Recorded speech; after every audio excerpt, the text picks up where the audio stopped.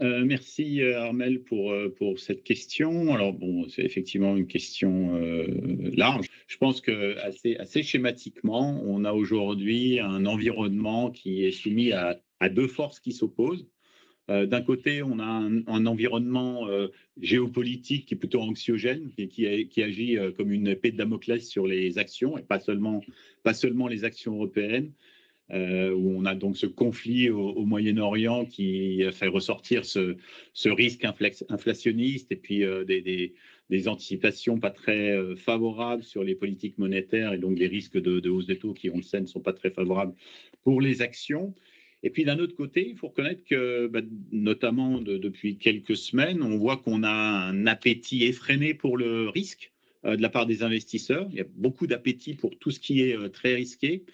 Et, euh, et tout ça est alimenté par des anticipations qui sont très positives autour de la thématique de l'intelligence artificielle.